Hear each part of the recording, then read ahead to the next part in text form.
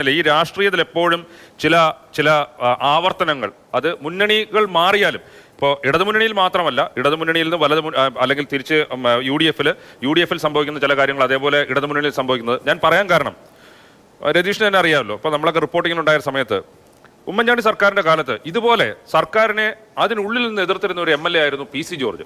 Government chief ഇപ്പോൾ ആയിരിക്കെ തന്നെ അത്തരത്തിൽ സർക്കാരിനെ കുറിച്ചുള്ള കാര്യങ്ങൾ അത് ഒരു തരത്തിൽ KM മാണിക്കെതിരായി. അന്ന് ഉമ്മൻചാണ്ടി ഒരു തരത്തിൽ PC ജോർജിനെ സംരക്ഷിക്കുകയും അല്ലെങ്കിൽ കൂടെ നിർത്താൻ ശ്രമിക്കുകയും എന്നാൽ ചെറുതായിട്ടൊക്കെ തള്ളിപ്പറയുകയും ചെയ്യുന്നത്. ഇപ്പൊ പിണറായി വിജയന്റെ ഒരു രീതി അനുസരിച്ചാണെങ്കിൽ ഈ തള്ളിപ്പറയൽ അത് കൃത്യമായി മുറിച്ചു മാറ്റാനാണ് തീരുമാനിക്കുന്നതെങ്കിൽ പിണറായി വിജയൻ ഇങ്ങനെയൊന്നും പ്രതികരിച്ചാൽ പോരാ മുഖ്യമന്ത്രി. അതാണ് എനിക്ക് തോന്നിയിട്ടുള്ളത്. അല്ലെങ്കിൽ ഇത്രയും നാള് പിണറായി വിജയൻ എന്ന് പറയുന്ന രാഷ്ട്രീയക്കാരനെ നിരീക്ഷിച്ചതിൽ നിന്ന് എനിക്കതാണ്, അല്ലെങ്കിൽ മുൻകാല അദ്ദേഹത്തിന്റെ നിലപാടുകൾ വെച്ചും എനിക്കതാണ് തോന്നുന്നത്. ഇപ്പൊ PC ജോർജിനോട് ഉമ്മൻചാണ്ടി എടുത്തിരുന്ന ഒരു അകറ്റി നിർത്തുകയും എന്നാൽ ഒരു മൃദു സമീപനം സ്വീകരിക്കുകയും ചെയ്തിരുന്നത് പോലെ ഒരു നിലപാടാണ് PV അൻവറിന്റെ കാര്യത്തിൽ ഇത്രയൊക്കെ പറഞ്ഞെങ്കിലും പിണറായി വിജയൻ സ്വീകരിക്കുന്നത്. രാഷ്ട്രീയവും കൂടി അതിന്റെ കൂടി ചേർത്ത് വായിക്കേണ്ടി വരും തോന്നുന്നു. ദീർഘകാലം മലപ്പുറത്ത് പലവിധ പരീക്ഷണങ്ങൾ നടത്തുന്നുണ്ട്. ലീഗിന്റെ ഭാഗമായ ആളുകളെ അടർത്തിക്കൊണ്ടുവരുന്നുണ്ട്, താഴെത്തട്ട് മുതൽ മേൽത്തട്ട് വരെ.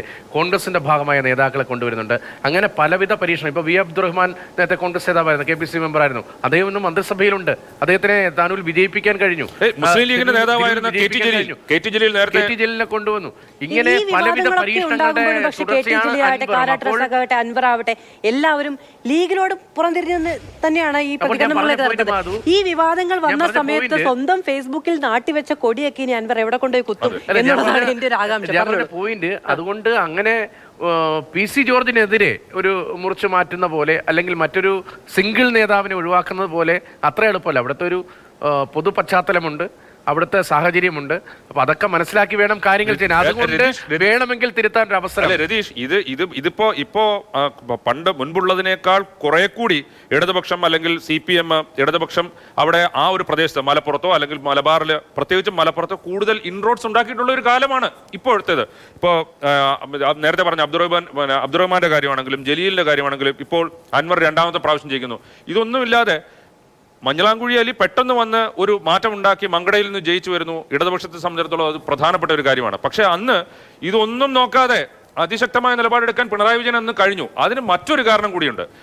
മഞ്ഞളാംകുഴി അലി VS അച്യുതാനന്ദനോട് കൂടുതൽ താല്പര്യം കാണിച്ചിരുന്ന അല്ലെങ്കിൽ VS അച്യുതാനന്ദനോട് ചേർന്ന് നിന്ന ഒരു MLA ആണ് എന്നുള്ള ഒരു കാര്യം കൂടി പിണറായി വിജയനെ അന്ന് പ്രകോപനത്തിന് ഒരു കാരണമായിട്ടുണ്ട്. പക്ഷേ എല്ലാ കാലത്തും PV അൻവർ ഏറ്റവും കൂടുതൽ അടുപ്പം കാണിച്ചിരുന്നതും വിശ്വാസ പ്രഖ്യാപനം നടത്തിയതും പിണറായി വിജയനോടാണ് എന്നുള്ള ഒരു കാര്യം കൂടി. ശരി, അതുകൊണ്ടായിരിക്കാം ഒരു പക്ഷേ ജീവിച്ചു പോകുന്നെങ്കിൽ പോകട്ടെ എന്നൊരു ദീർഘകാലമായി സഖാവ് കുഞ്ഞാലിയെ പോലെ ഒരു രക്തസാക്ഷി ഉണ്ടായിട്ട് അത്രയും വലിയ സംഭവം കേരളം ചർച്ച ചെയ്തിട്ട് ആ സീറ്റ് ഒന്ന് പിടിച്ചെടുക്കാൻ കഴിയുന്നില്ല. ആര്യാടൻ ദീർഘകാലം അവിടെ MLA തുടരുക. ആ സീറ്റാണ് ഇപ്പോൾ ഒരു വട്ടമല്ല 2 വട്ടം വിജയിക്കാൻ കഴിഞ്ഞത്. അപ്പോൾ എല്ലാ ഘടകങ്ങളും ആലോചിക്കുമല്ലോ സ്വാഭാവികം.